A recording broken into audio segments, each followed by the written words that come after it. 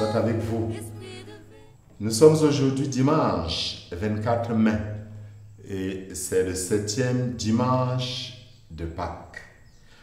Nous avons célébré jeudi passé la belle fête de l'Ascension. Jésus entrant dans la gloire du Père et nous introduisant dans la même gloire.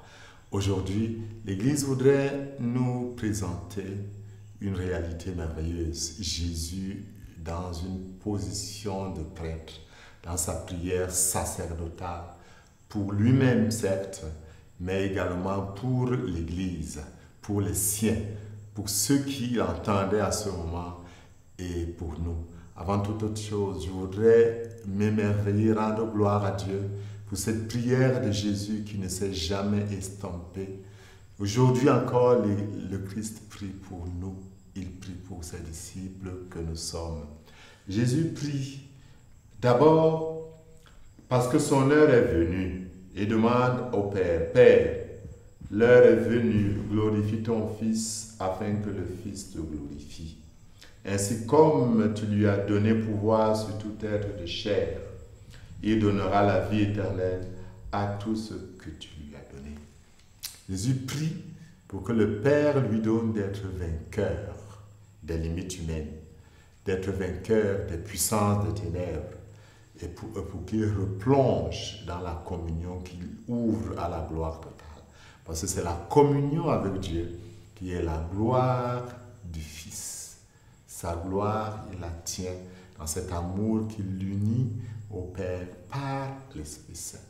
Il prie donc pour que, mourant dans sa chair, que le Père déploie cette puissance incommensurable afin qu'il rentre dans cette communion qu'il avait avant la création du monde, comme lui-même il le dit. Mais il prie également pour que nous, ses disciples, que nous entrions dans la même communion, en comprenant une chose, c'est ça la vie éternelle. La vie éternelle, précisons-le encore une fois, ce n'est pas la vie après la mort.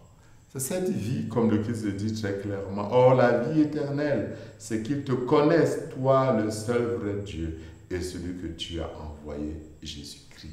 La vie éternelle, c'est cette vie de communion avec le Père, cette vie de communion. Nous entrons dans la communion avec le Fils, et le Fils nous plonge dans la communion avec le Père. Nous devenons demeure de Dieu. Jésus l'avait dit clairement, si quelqu'un m'aime, il gardera mes commandements. Mon Père l'aimera et nous viendrons et nous établirons une demeure en lui. Avec la prière de Jésus, c'est toute la puissance de la Trinité qui se déploie pour que les êtres humains, pécheurs qui sont, puissent entrer dans la communion du Père et soient donc élevés à une dignité qui n'est pas la leur. En face de sa mort, Jésus prie. En face des persécutions que l'Église aura à subir, Jésus prie.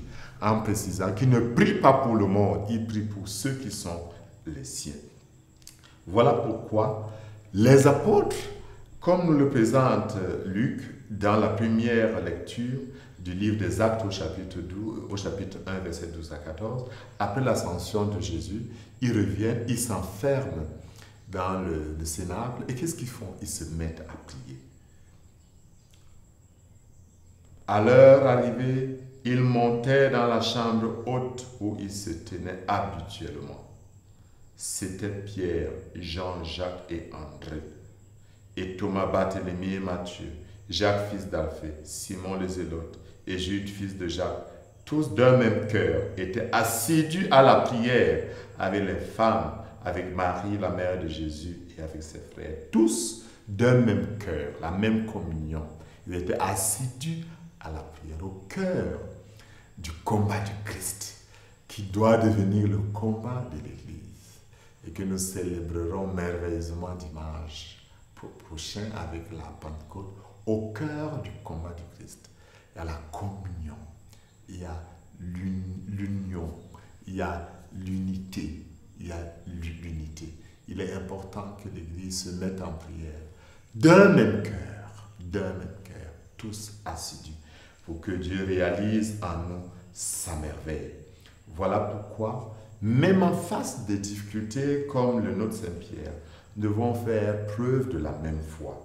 Bien-aimés, dans la mesure où vous communiez aux souffrances du Christ, réjouissez-vous, afin d'être dans la joie et l'allégresse quand sa gloire se les révélera. Si l'on vous insulte pour le nom du Christ, heureux êtes-vous, parce que l'Esprit de gloire, l'Esprit de Dieu repose en vous. Que personne n'ait à souffrir de Saint-Pierre comme un meurtrier. Parce que unis à la souffrance du Christ, nous participons également à sa victoire. Si nous souffrons avec lui nous rayons. Si nous mourons avec lui nous ressusciterons. Que le Seigneur ouvre nos cœurs à cette grâce, à cette immense grâce en ce jour, afin que nous participions à la communion avec le Christ, qui nous plonge dans la communion avec le Père, et qu'entre nous, nous devenions aussi un. Et que Dieu bénisse nos familles pour qu'elles soient des familles unies. Que Dieu bénisse nos pays, que Dieu bénisse le Cameroun, que Dieu bénisse toute l'Église. Au nom du Père et du Fils.